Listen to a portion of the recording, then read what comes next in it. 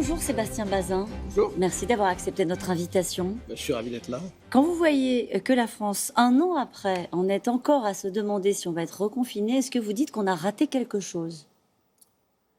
J'en sais rien si on a raté quelque chose. Est-ce que je pensais que ça allait être aussi long? Ouais. Jamais. Franchement, jamais. Est-ce qu'aujourd'hui... En fait, ce que j'aimerais aujourd'hui, c'est qu'on soit capable de se projeter. Et on est toujours dans la même incertitude, dans la même volatilité, on est en train de gérer un temps court qu'est l'urgence. Ça devient très difficilement supportable. L'humeur du pays a changé. On vient de voir dans le journal de 7h30 l'image de ces jeunes qui font la fête. Est-ce que vous pensez que la France peut encaisser de nouvelles mesures de restriction, à la fois au niveau économique, mais aussi au niveau de l'humeur du pays, à votre avis? À mon avis, je pense que la décision est très compliquée parce que on ne réagit pas de la même manière tous les deux. Donc il y a une fatigue énorme chez certains, il y a une volonté pour d'autres de reconfiner pour se protéger. Donc ça dépend de qui vous êtes, ce que vous avez vécu, si vous avez votre caractère, votre niveau psychique. Ce que je pense moi, c'est que s'il devait être mis en place, la fatigue est telle que la capacité d'accepter cette décision est très difficile. Il y a un an, sur France Inter, vous expliquiez qu'il fallait inventer, innover. Je vous ai réécouté. Vous étiez très enthousiaste. On va inventer de nouveaux modèles. Je suis toujours très enthousiaste. 6 mois après, je vous ai réécouté. C'était toujours chez nos confrères de France Inter. Là, vous aviez un peu le moral en berne. Vous intégriez à ce moment-là une crise longue. Aujourd'hui, dans quel état êtes-vous par rapport aux perspectives de votre groupe? Et je suis beaucoup mieux aujourd'hui. C'est étonnant parce que je ne sais pas ce que veut dire le président de la République ce soir, mais je n'ai aucun doute sur l'efficacité du vaccin. Je n'ai aucun doute sur le fait que finalement, ils vont arriver en masse. Je ne sais pas très bien quand, mais enfin, c'est une question de semaine. Donc, je n'ai aucun doute que nous allons pouvoir réouvrir le plus tôt possible, j'espère en tout cas, au milieu du printemps. Et je n'ai aucun doute qu'en ayant réouvert au milieu du printemps, tout le monde sera là au rendez-vous. Nous, pour les accueillir, nos collaborateurs pour travailler et les gens pour venir passer des séjours dans les hôtels ou dans les restaurants. Donc, j'ai aucun doute sur ce que... Allez, dans 2-3 mois, allez, on est reparti. On va reparler des vacances. Combien la crise du Covid a coûté à votre groupe, Sébastien Bazin? 2 milliards. 2 milliards d'euros de résultats négatifs et à peu près 1,5 milliard de pertes en cash. Ça impacte sur quoi? Quand on perd 2 milliards, quand on est un grand groupe comme Accor?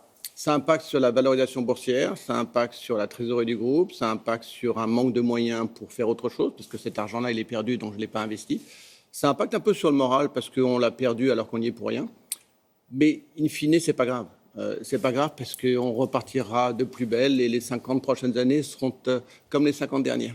Vous avez de la trésorerie, vous êtes un grand groupe, il y a le chômage partiel, des aides pour les salariés, vous êtes puissant, vous encaissez, c'est ce qu'on comprend ce matin. Qu'est-ce que vous pensez, la façon dont les choses peuvent se passer pour les autres, c'est-à-dire pour les plus petites structures hôtelières? C'est un drame, et c'est un drame, vous savez, parce qu'en fait, les gens ne s'en rendent pas compte, mais on est exactement au premier anniversaire de l'obtention de l'octroi des PGE, c'est prêts garantis par l'État.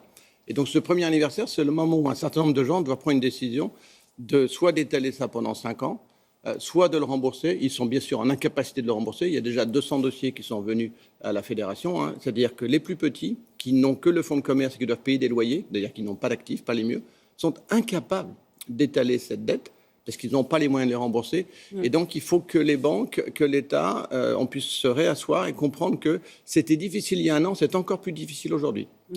Et donc, il faut les aider encore plus aujourd'hui qu'hier. Les perspectives, vous disiez, c'est difficile de se projeter. On va y aller pas après pas. D'autres l'ont fait. C'est-à-dire parce qu'il faut aussi apprendre de ce que font nos voisins. Moi, j'ai été stupéfait et plutôt content. La décision de Boris Johnson, début janvier, de dire le 27 mai, on réouvre, était une très bonne décision parce que ça a permis à tout le monde de se dire, tiens, allez, c'est peut-être pas le 27, c'est peut-être le 29, mais au moins, il y avait une date à laquelle il est tenu et on se tient. C'est très important d'avoir une date. On a essayé de faire ça, nous. Le problème, c'est qu'il était dur à tenir le calendrier. Et pourtant, il en faut une. Et vous savez pourquoi il en faut une? Il y a un point qui est le point d'accroche le plus important aujourd'hui, puisque je vous dis que la saison va être bonne, puisque la fin du printemps va être bonne. Il faut donc que j'embauche des saisonniers. Oui. Et pour embaucher des saisonniers, il faut que je sois certain que si par extraordinaire, la saison n'existe pas parce que nous restons fermés, ce qui n'est pas ma décision, je voudrais que le ministère du Travail prenne une décision similaire à celle qu'elle avait prise au mois de novembre pour les Alpes, c'est-à-dire la montagne. Je dois être certain qu'ils sont pris en charge par l'État si par extraordinaire on devait ne pas être ouvert. Je ne peux pas ne pas les embaucher. D'accord. Donc là-dessus, vous attendez quoi, des garanties de l'État? J'attends que l'État me dise oui, embauchez vos saisonniers parce qu'on a besoin que vous soyez prêts si on réouvre. Et si par extraordinaire on est toujours fermé, eh bien le chômage partiel s'appliquera également. Comment ça s'est passé lors de la saison précédente? C'est ce qu'ils ont fait. Voilà. C'est ce qu'ils ont fait pour Est-ce que vous pensez, saison hivernale. Sébastien Bazin, que cet été sera meilleur que celui de l'an dernier? Aucun doute. Aucun doute, pourquoi? Parce que le vaccin? Mais parce qu'on en a ras-le-bol, parce qu'on a envie de vivre, parce qu'on a envie de boire, parce qu'on a envie de s'aimer, parce qu'on a envie de voyager, parce qu'on a envie de découvrir. Cet été va être dingue, c'est-à-dire extrêmement fort. En plus, parce qu'il y a 140 milliards d'épargne chez les Français. Ces Français ont une envie, on le voit bien d'ailleurs, vous l'avez vu dans votre reportage sur les jeunes à Lille, à Marseille, ailleurs, ils ont envie de se retrouver. Oui, vous dites l'été va être dingue. Il y a tout un tas de gens qui vous regardent ce matin et qui disent mais moi je ne sais pas comment il sera l'été, donc j'ai pas du tout envie de réserver mes vacances. Mais c'est bien le contraire, réservez-le, parce que de toute façon vous êtes remboursé à 100%. Donc faites cet acte-là, d'abord ça me fait du bien, ça remonte le moral des équipes, et comme vous êtes remboursé, vous prenez aucun risque. Vous dites, voilà, c'est ça, c'est aucune prise de risque, il y aura un remboursement total. Par contre, si c'est déjà plein avant même que vous ayez pris votre décision, c'est dommage, donc prenez votre décision maintenant. Vous dites réserver maintenant, mais réserver en France? Oui, où ils veulent, franchement, où ils veulent, chez Accor et pas chez Accor. Je suis même pas là, moi. Donc on a besoin de travailler, on a besoin de les accueillir, on a besoin de gens dans la rue, dans les restaurants, sur les terrasses, et de gens qui découvrent. C'est vrai, ce qui va être différent cet été, c'est que les gens vont probablement voyager à 4 heures de chez eux. Donc ça va être plus domestique, plus local, plus régional, et tant mieux. Vous croyez au passeport de vaccination, passeport de santé? Oui, alors vous êtes favorable? Totalement, certificat vert. Alors je suis favorable parce que je pense que c'est bien qu'on puisse sur un QR code et son téléphone savoir ce par quoi vous êtes passé. Et je suis défavorable sur le timing parce que c'est dégueulasse de faire ça alors que certains n'ont pas eu le droit d'avoir accès au vaccin. Le timing, c'est mi-juin. Mi-juin, c'est déjà beaucoup mieux qu'aujourd'hui parce que j'espère qu'on sera une très grande majorité de la population à avoir été vaccinée. Vous avez été vacciné? Oui. Bon. C'était un passe-droit ou vous y avez droit? Non, j'y ai... Bon. Vous y aviez droit. Ouais. Est-ce que vous imaginez à terme de réserver des hôtels, des restaurants par exemple, à une clientèle vaccinée, immunisée? Sûrement pas. Ah non, sûrement pas. Franchement, il n'y a pas de première classe et de deuxième classe. Tout le monde a le droit de venir au restaurant, s'il s'est fait vacciner ou pas. C'est de manière volontaire.